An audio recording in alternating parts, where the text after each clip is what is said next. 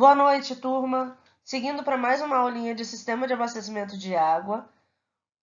Desde a aula passada a gente já começou a falar um pouquinho da ETA mesmo, da nossa estação de tratamento de água. Hoje a gente vai adensar um pouquinho mais o nosso conhecimento. E lembrando que nós estamos nos embasando em muitos dos tópicos que a gente está citando na NBR 12216. Eu já passei para vocês. É legal que vocês façam a leitura dela, tá bom? Vamos seguir então.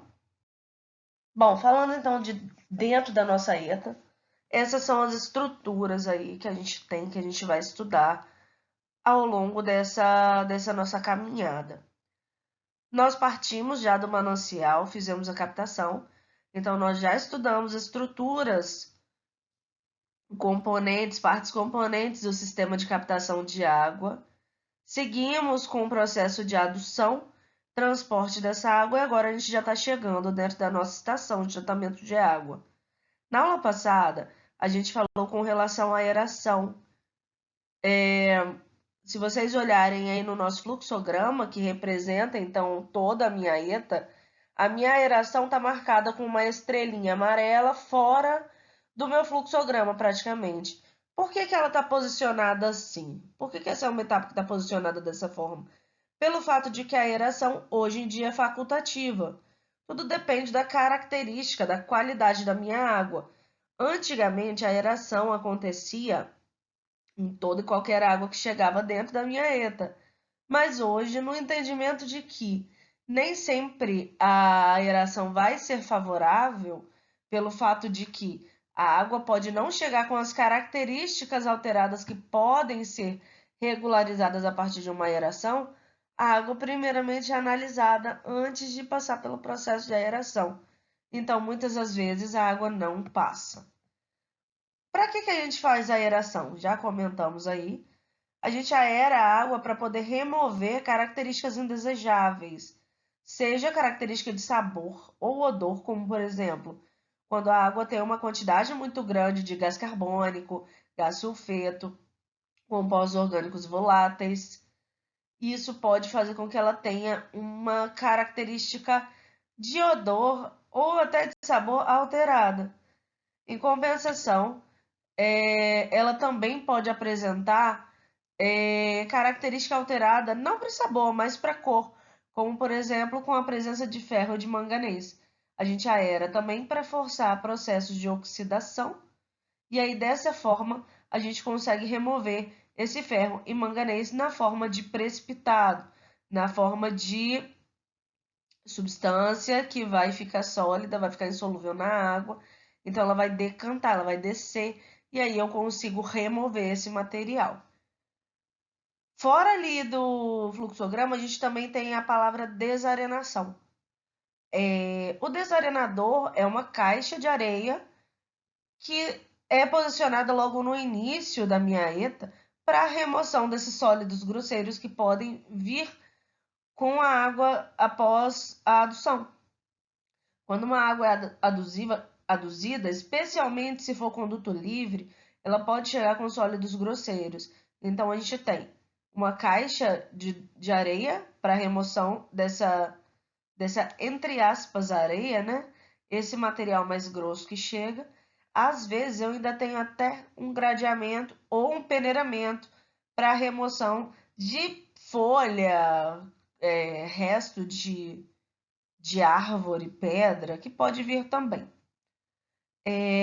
Tanto a aeração quanto a desarenação, a gente vai trabalhar mais à frente com o dimensionamento.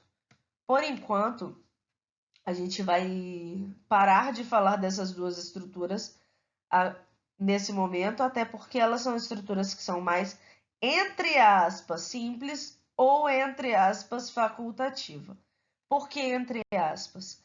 Já comentamos na aula passada que eu tenho diversos tipos de aerador, dependendo do tipo de composto que eu tenho na água, dependendo da condição, da situação da minha ETA, eu vou usar um aerador diferente. A gente já comentou que a gente tem aeradores de bandeja, aeradores que fazem borbulhamento da água, temos aeradores superficiais, como se fosse um chafariz.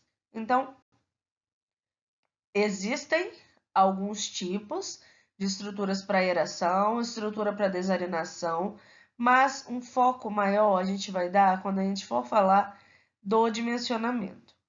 Por enquanto, a gente vai seguir e já vai entrar na minha primeira etapa aí do fluxograma dentro da ETA, que é a minha etapa de coagulação.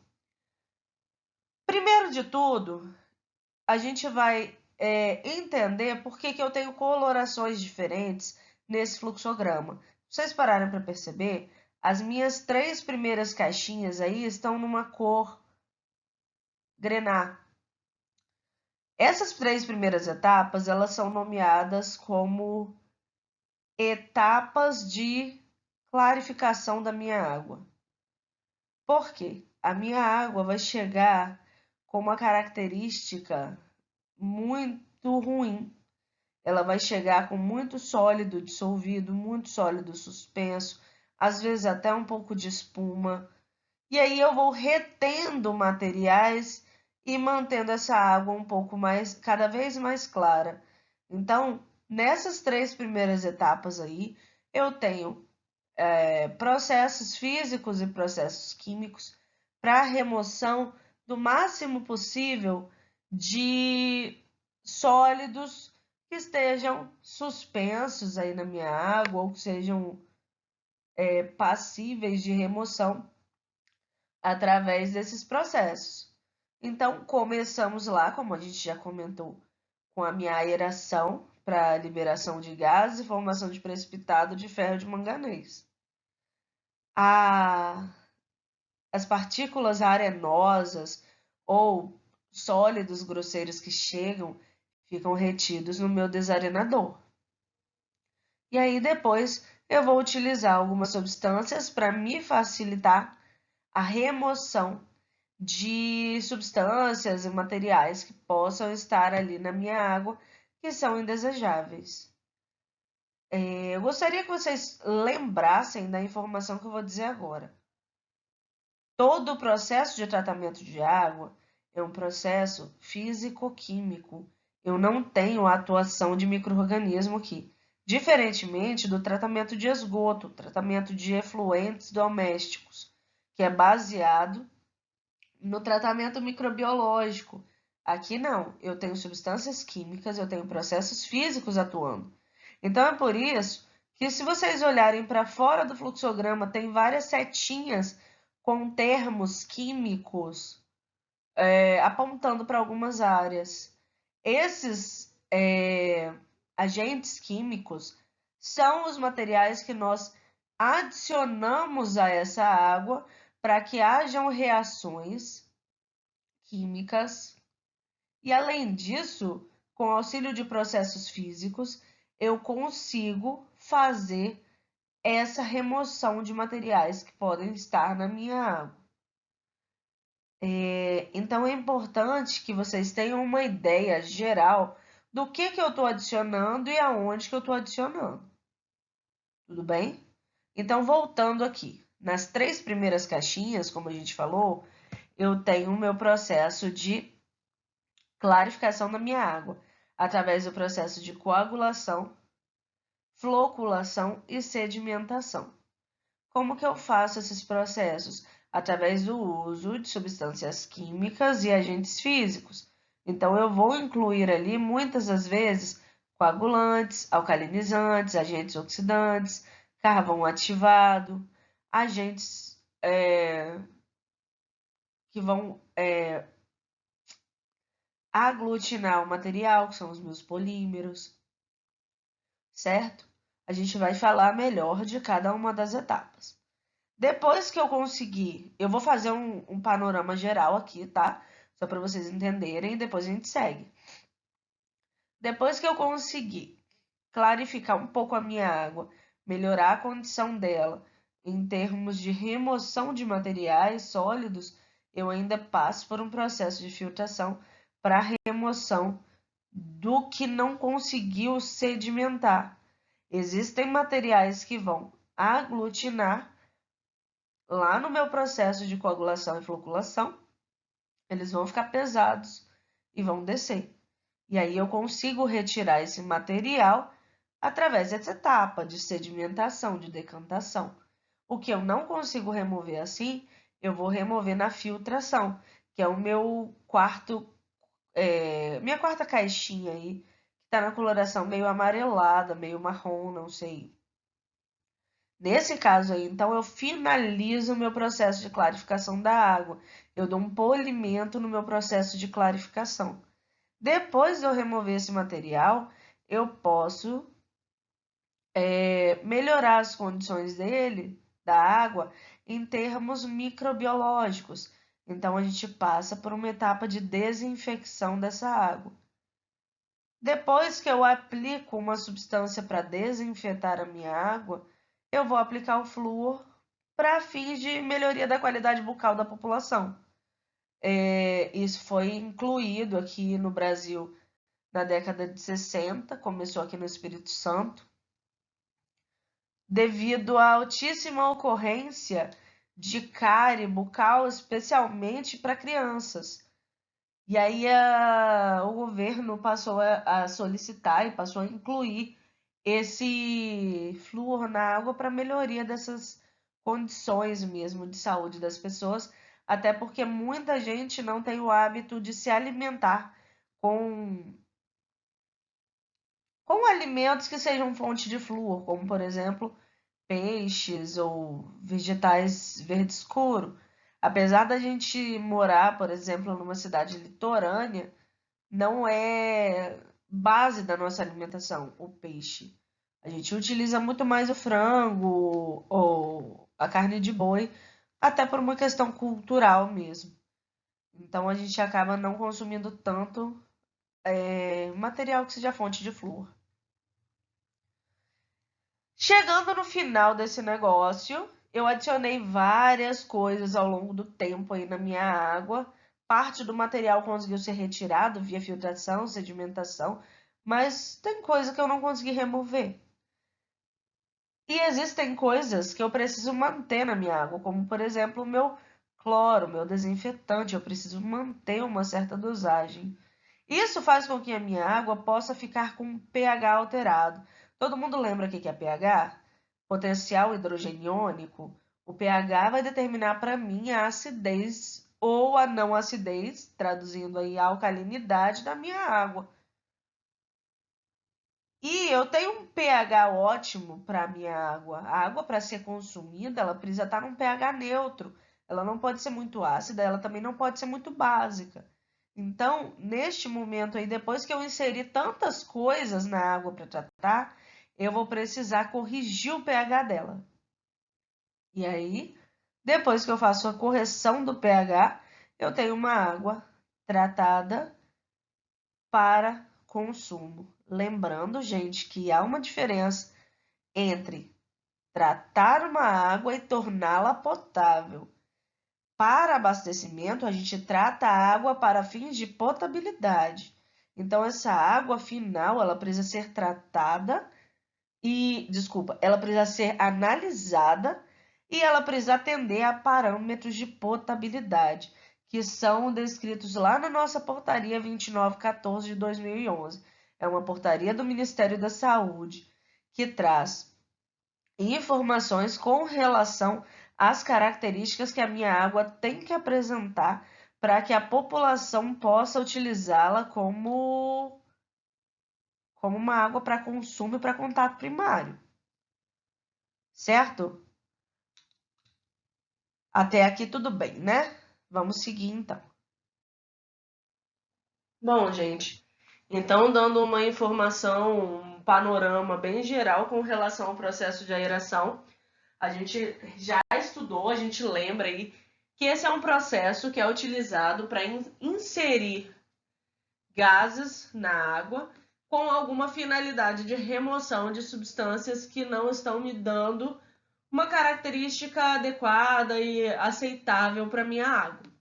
Então, normalmente, o que a gente tem? Aparelhos que inserem ar atmosférico E aí, desta forma, esse aparelho vai fazer com que sejam expulsos alguns materiais, como, por exemplo, gases, ou eles vão forçar processos de oxidação de substâncias para início da melhoria da qualidade da minha água. Então, o que a gente tem aí? Lá no nosso slide, a gente tem que a aeração é usada para remoção de gases dissolvidos, de odor e sabor. A gente já comentou, então, que eu tenho gás carbônico, que eu tenho gás sulfeto, que eu tenho compostos orgânicos voláteis, que vão deixar a minha água com cheiro estranho, com sabor estranho. E aí, dessa forma, eu preciso remover esse material. Como que a gente faz essa remoção? Essa remoção é feita por processo de difusão. Lembram disso? Lá do ensino médio, vocês estudaram isso, se eu não me engano, em física ou biologia, logo no primeiro ano, falando que existem processos pelos quais os gases vão se expandir para as áreas nas quais a sua concentração é menor, na tentativa de igualar essas concentrações. Então, pensem comigo. Eu tenho uma interface água e ar atmosférico. Eu tenho muito dessas substâncias na água e pouco no ar. O que acontece? Esse ar atmosférico, então, acaba recebendo essas partículas, essas moléculas aí gasosas que estão demais na minha água. O meu gás carbônico, então, acaba transitando da minha água para o ar atmosférico. A mesma coisa acontece com o meu gás sulfeto, com os meus compostos orgânicos voláteis. Em compensação, muitas das vezes, proporcionalmente, eu tenho uma dosagem de nitrogênio, gás nitrogênio, e de gás oxigênio muito baixa na água. E aí, o que acontece? Eles vão transitar da atmosfera para essa água. Isso vai gerar para a gente uma característica um pouco mais aceitável para a água. Quem já tomou água quente, por exemplo, botou uma garrafa de água dentro do carro e bebeu depois, já viu como é pouco agradável beber uma água com baixa quantidade de oxigênio dissolvido. Então, acaba que é uma forma de melhorar inicialmente a qualidade da minha água, a aceitação dela. Outra coisa também é a ativação de processos de oxidação de matéria orgânica. Vou bem devagar nessa parte, porque pode ser que complique. Existem dois termos, como os que estão aí na minha caixinha, chamados de DBO e DQO. O que vem a ser essa DBO e DQO? São demandas de oxigênio para o consumo de matéria orgânica. Ou seja, a minha água ela pode ter matéria orgânica, já que ela veio como uma água bruta, ela não é uma água tratada. E assim, essa matéria orgânica ela precisa ser degradada. A degradação da matéria orgânica acontece por processos de oxidação. Esse processo de oxidação pode ser feito diretamente pela presença do oxigênio no ambiente, já que a gente já comentou que o oxigênio é um oxidante. E aí, essa degradação que é feita diretamente pelo oxigênio, a gente chama de DQO, demanda química de oxigênio, ou seja, a quantidade de oxigênio que é demandado por aquela carga de matéria orgânica para a sua degradação. Tudo bem até aí?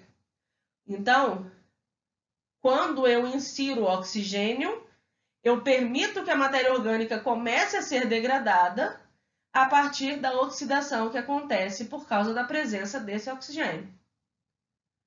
Outra coisa também é a DBO, que é a demanda bioquímica de oxigênio. Lembram que eu falei que essa é uma etapa, o tratamento de água em si é um processo que vai demandar processos químicos e físicos para a remoção de agentes químicos, físicos e microbiológicos? Então, essa água está suja.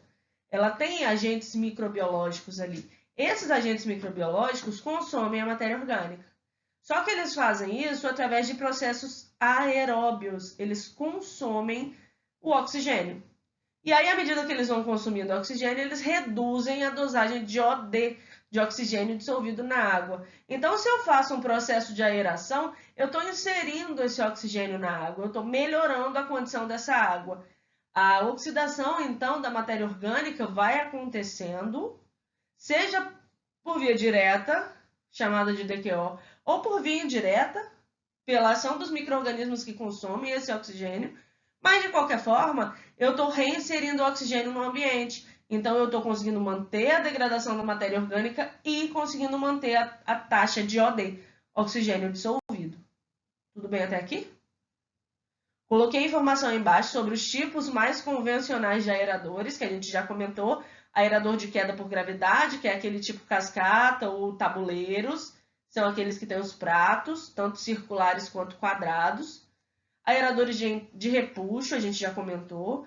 E aeradores de borbulhamento, que são aqueles que ficam embaixo, que a gente já viu também na aula passada.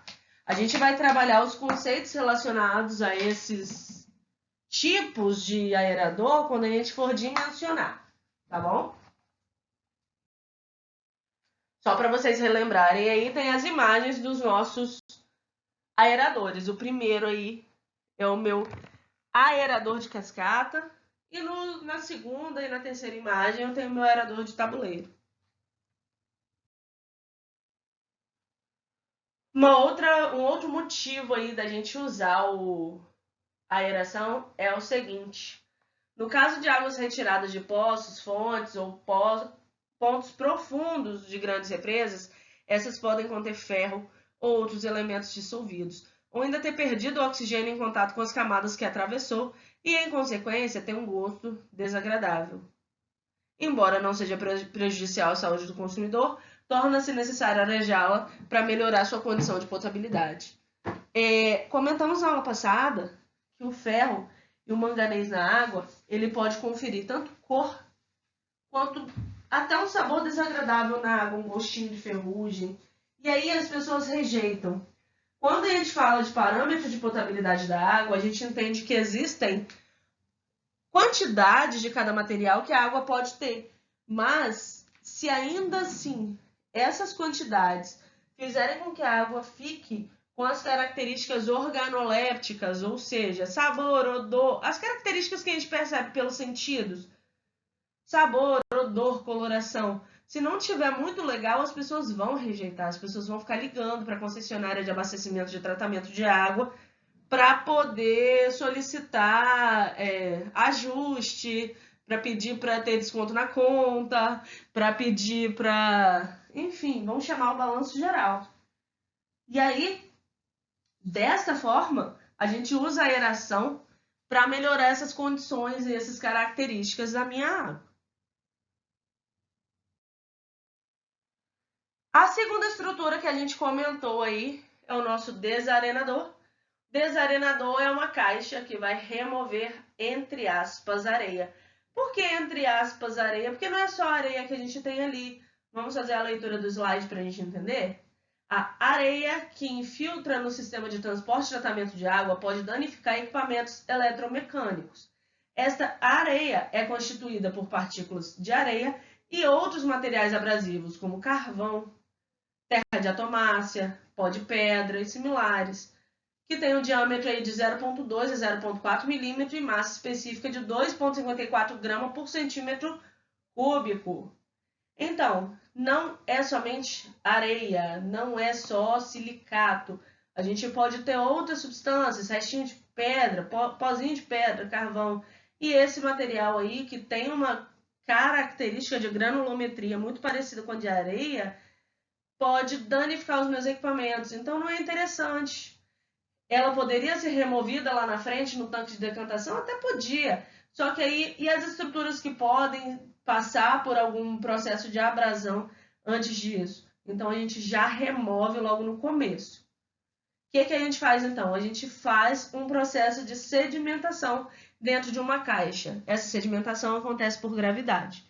E a velocidade média de sedimentação é 2 centímetros por segundo. A gente vai trabalhar isso como dimensionamento, como já comentamos. Informaçãozinha que eu já dei, mas está lá embaixo, então vamos ler. O uso dos desarenadores protege as bombas contra abrasão, evita entupimento e obstáculo em dutos e válvulas, a formação de depósitos de materiais inertes nos decantadores, tanques de aeração e etc. Então, é um material que é interessante para mim que eu faça a remoção logo no início. Bom, pessoal, vamos novamente devagar aqui para poder trazer informações básicas para vocês com relação ao tema. Primeira coisa que o meu slide traz é o termo tratamento convencional.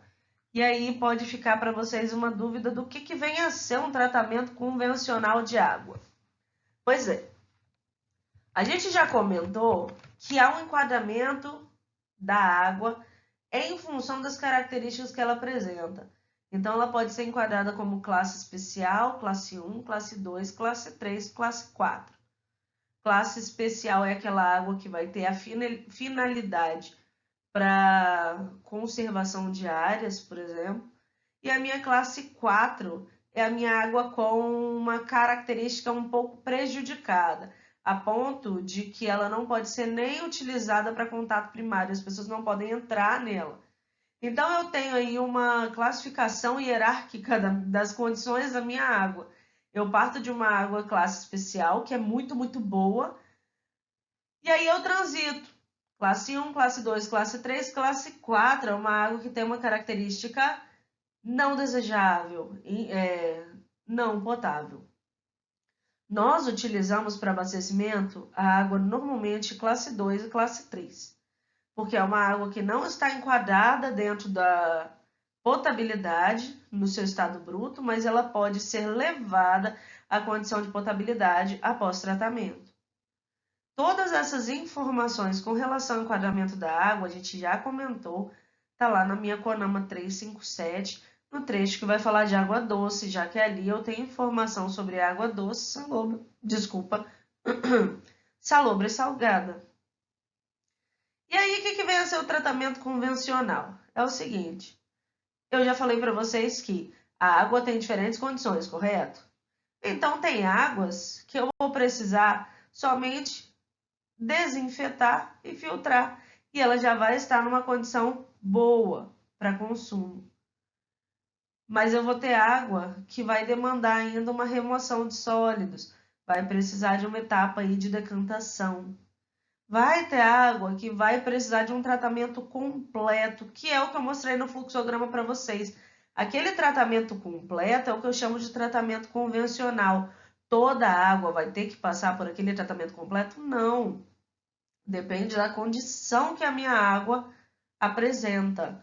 Tudo isso é determinado a partir de análises químicas e físicas e microbiológicas dela e comparação com a minha com a minha portaria 2914, que é a portaria que vai versar acerca das condições de potabilidade, dos parâmetros de potabilidade da minha água.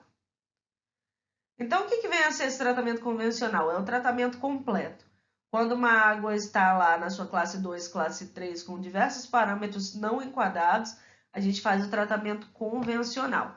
E aí, nesse tratamento convencional, eu tenho diversas estruturas e unidades de tratamento. E nessas unidades de tratamento, eu vou me valer de produtos químicos e processos físicos para a remoção de substâncias ou de elementos que possam estar nessa água. O que eu costumo usar? Primeiro, agentes oxidantes. O que são agentes oxidantes? São agentes que vão alterar a carga de elétrons da minha substância ali de interesse para ser modificada. Então, eu tenho aí como exemplo de substância oxidante o ozônio.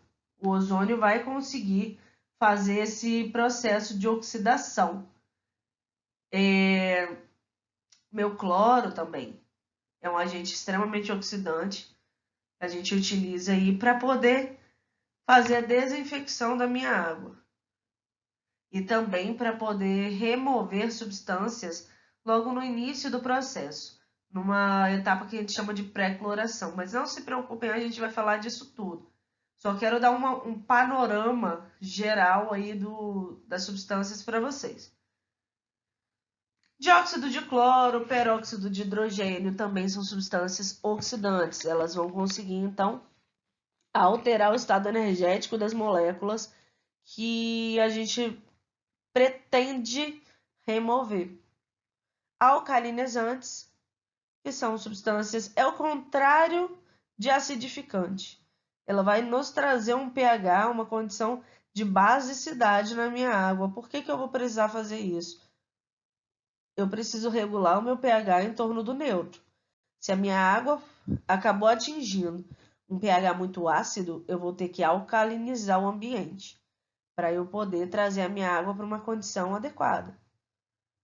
Coagulantes são substâncias que vão ser usadas para coagular a minha água, não a água em si, mas os sólidos, os materiais que estão na minha água. Então eu vou ter uma substância que vai aglutinar os materiais sólidos que eu tenho ali. O que normalmente eu uso como coagulante? Sais de ferro, de alumínio e alguns polímeros. Desinfetante serve para desinfetar, já falamos. Lá em cima, tanto o ozônio quanto o cloro estão classificados como oxidantes.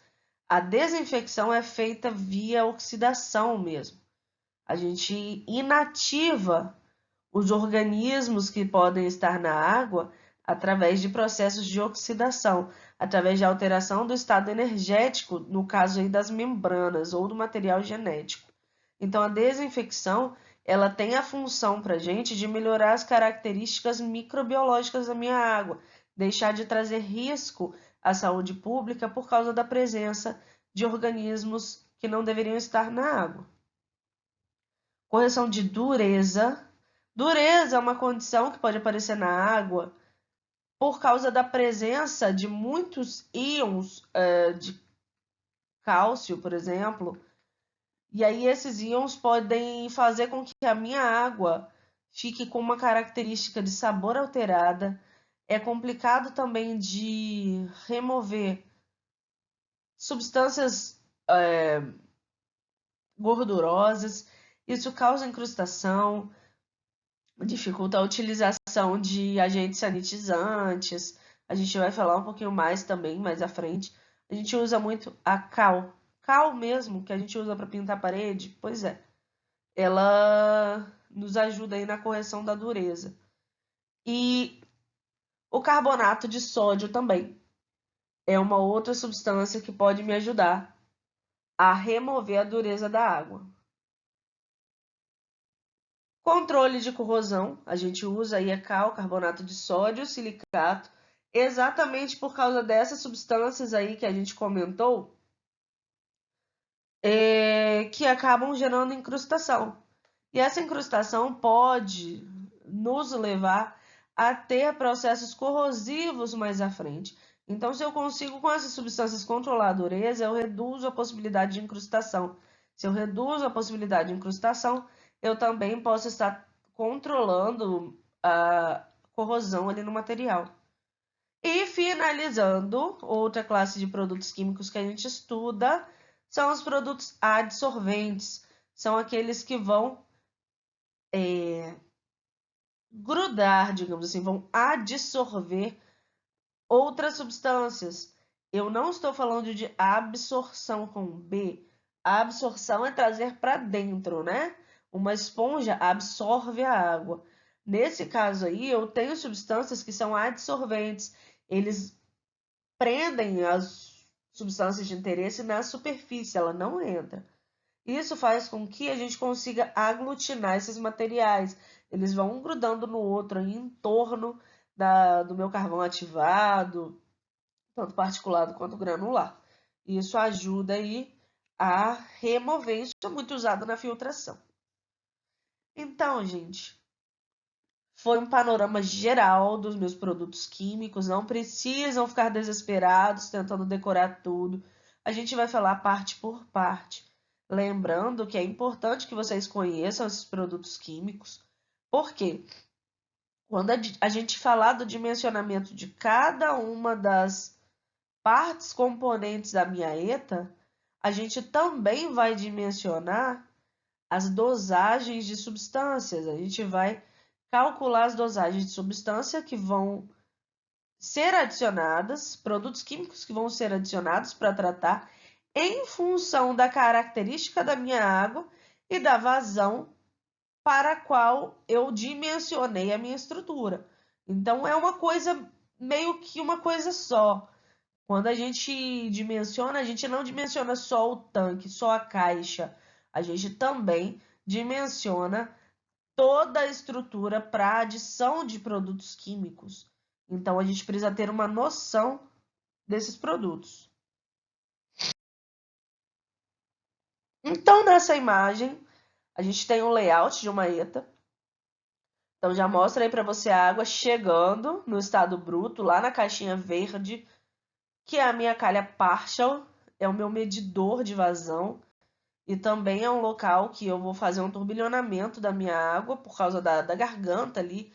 Se vocês olharem direitinho, tem um retângulo com umas linhas aí, com um desenho de um trapézio de cada lado. É como se fosse um estreitamento na estrutura. E essa estrutura aí acaba fazendo com que a minha água, ao passar ali nessa garganta, ela turbilhone. Isso para mim é muito interessante. Eu consigo adicionar substância química ali e ela vai ser agitada. A gente fala que ela faz uma mistura rápida e eu não preciso nem gastar energia elétrica para isso. Então eu já consigo adicionar substâncias químicas exatamente na entrada dessa garganta, fazendo com que ela se misture rapidamente e E aí eu já inicio o meu processo de tratamento a partir dali. Então, nesse ponto, eu já começo a tratar. Lembrando que ali onde está escrito chegada de água in natura, pode ou não haver um aerador e um desarenador. Depende aí da situação da minha ETA, do que foi concebido no projeto, como que vocês começaram a ver aí na tarefinha de casa. Beleza? Então, a minha água chega ali, é turbilhonada dentro da calha partial, mistura-se, então, as minhas primeiras substâncias químicas, que são minhas substâncias coagulantes, e aí depois ele segue para as minhas caixinhas aí, nos meus quadradinhos verdes pontilhados, que são chamados de chicana. Essas chicanas são estruturas que vão fazer uma mistura também, mas a gente chama de mistura lenta. Tem um labirinto aí por qual a água tem que passar, e à medida que ela vai batendo nas paredes da chicana, ela vai perdendo velocidade, vai sendo direcionada para um outro tanque, né? Através do fluxo dessa água que tá passando. Só que aí eu vou mantendo o contato dessa água com o meu agente coagulante à medida que ela vai passando, até que ela chega numa canaleta ali. Se a gente segue, então, passei pelas minhas caixinhas verdes e segui por umas caixinhas azuis. Quando chega nessas caixinhas azuis, eu tenho uma canaleta de água floculada. Essa água que passou pelas chicanas, ela formou flocos de substâncias bem grandes aí, de coisas que ficaram aderidas. E aí ela entra num tanque de decantação. Decantação é um processo físico no qual as partículas, por gravidade, vão se acondicionar no fundo de um tanque. Por quê? Porque quando passou lá na minha calha partial, eu adicionei uma substância para coagular. Então, a minha, entre aspas, sujeira, o meu material dissolvido na água, foi sendo grudado, grudado, grudado, formando estruturas cada vez maiores. E essas estruturas grandes que foram formadas, ela decanta dentro desse tanque, ela vai para o fundo do tanque e a água é removida pela parte superior, como se fosse por um vertedouro. Tranquilo? Depois que eu verti essa água, eu passo então para o meu filtro. Através do processo de filtração, eu consigo clarificar então a minha água. Percebam que a minha água vai passar dentro de um tanque para decantar e vai ficar um monte de resíduo preso ali. Depois ela vai passar num filtro, ela sai lá do outro lado do filtro, já clarificada, e o meu material sólido ficou todo retido no filtro e no decantador? Pois é, gente. É por isso que quando a gente faz os projetos de concepção de ETA, quando a gente fala de vazão de produção, a gente já inclui uma quantidade de água que vai ser lançada fora nesse momento aí. De tempos em tempos eu preciso lavar esses tanques, dependendo aí de cada condição aí característica da água ou a vazão que uma ETA pode operar, essa higienização pode ser feita de 2 em 2 dias, 3 em 3 dias, de 1 em 1 semana. E aí, nesses momentos, eu vou ter que fazer uma retrolavagem ou eu vou ter que fazer uma lavagem manual, uma raspagem nas estruturas e jogar fora esse material na forma de lodo. Esse lodo é formado aí por uma quantidade imensa de água que vai lavar mesmo esses tanques. E aí a gente já computa então essa água, esse saldo de água aí para lá na minha adução para eu fazer esses processos, tá bom? Bom, gente, lembrando que depois que eu clarifiquei a minha água, eu tenho mais algumas etapas. A gente já comentou, eu tenho uma etapa de clarificação, fluoretação e correção de pH. Então, galera, só iniciando então o nosso estudo, lá dentro da minha ETA, eu começo com a minha etapa chamada de mistura rápida. Lembram do fluxograma? Que eu tenho uma caixinha retangular na cor verde, escrito calha partial. Então, ali é o momento que eu faço a minha mistura rápida. Lembram que eu falei que ali eu posso adicionar uma substância e ela mistura rapidamente por ação do turbilhonamento ali da minha água? Então, eu sempre vou, no início do meu processo, induzir um movimento do material líquido para a dispersão dos meus coagulantes. Quando chega, então, na minha ETA, eu tenho alguma estrutura que vai fazer com que a minha água turbilhone numa determinada velocidade para que o coagulante que ali é inserido possa ter o máximo de contato possível com a minha água e ir forçando o processo de aglutinação de substâncias que ali possam estar dissolvidas. Então, o que vem a ser essa minha mistura rápida? É um movimento induzido de um material líquido em forma determinada, geralmente circulatória, dentro de um recipiente, forçando a dispersão dos coagulantes na água. Esses coagulantes que a gente insere na água, ele não tem uma concentração muito elevada, até porque se eu colocar muito coagulante, eu posso ter problema lá na frente na hora de remover. Ali olhem o meu segundo retângulo azul aí, tá escrito baixa concentração, de 25 a 35 miligramas de sulfato de alumínio por litro de água. Eu coloco bem pouquinho coagulante, nesse caso aí eu estou usando sulfato de alumínio. Por que eu faço isso? Por que eu uso pouco? Porque quando a gente for estudar os nossos parâmetros de potabilidade, vocês vão ver que o próprio alumínio ou sulfato são parâmetros que eu ajusto. Então, se eu colocar coisa demais agora, depois vai me dar problema, vai me dar trabalho para ficar removendo. Então, o que a gente faz? A gente dimensiona, desculpa, a minha calha partial para ela forçar uma determinada velocidade ali no meu fluido que vai passar. A gente seleciona calha partial, digamos assim, dentro de uma determinada vazão que eu preciso atender para turbilhonar, para que nessa concentração baixa aí eu consiga ter o máximo de superfície de contato entre meu agente químico e a água que está chegando. Então é por isso que logo no início eu tenho essa estrutura e ela precisa ser muito bem dimensionada. O que acontece ali? A gente tem formação de complexos catiônicos hidrolisados. Não lembro o que é isso, professora? Não tem problema. Vamos entender a partir de agora. O meu sulfato de alumínio, então, entrou em contato com a água. Ele foi lançado na minha água. Primeira coisa que acontece é que o Al2SO3, que é o meu sulfato de alumínio, ele passa por um processo de hidrólise. O que é hidrólise? Hidroágua, lise quebra. Então, a minha molécula se quebra em contato com a água. Quando ela se quebra, ela forma, então, um lado positivo e um lado negativo. Lembram dos conceitos de cátion e ânion? Se não lembrar, não tem problema. Vamos lá. Cátion é a parte positiva da minha molécula e o ânion é a parte negativa da minha molécula. Então, na hora que eu coloco lá o meu coagulante na água, ele hidrolisa, ou seja, em contato com a água ele quebra e forma um lado positivo e um lado negativo. E aí, para eu conseguir uma maior eficiência nessa quebra, eu preciso manter um turbilhonamento da minha água.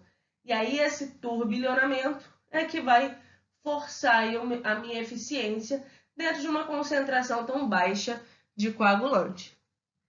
Pessoal, eu vou parar por aqui. Eu sei que hoje foi muita informação. Daqui para frente a gente vai ter uma quantidade grande de informações que não fazem tanto parte do cotidiano de vocês.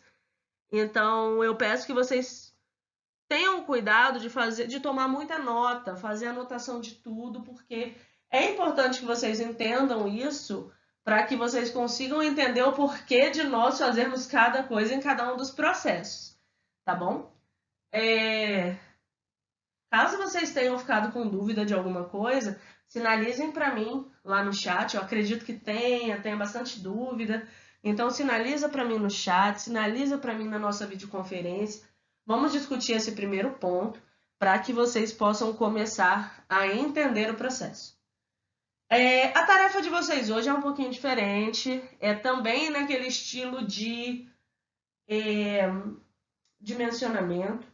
Então, a tarefa que vocês vão ter hoje para fazer é uma tarefa de calha partial, dessa estrutura que recebe a minha água logo no início do meu tratamento, para turbilhonar e aumentar a superfície de contato da água com o meu coagulante para forçar o processo de hidrólise desse material e assim eu ter polarização, eu ter formação de cargas e essas cargas conseguirem desestabilizar o material que está na água. No roteirinho de vocês tem o cálculo que vocês vão fazer. Eu vou disponibilizar para vocês também nos nossos grupos de conversa aí alguns outros materiais que dê base para vocês começarem a entender essas estruturas. Se vocês estiverem tendo muita dificuldade, por favor, sinalizem para mim, porque aí eu vou ter condição de ajudar vocês. Tá bom, gente?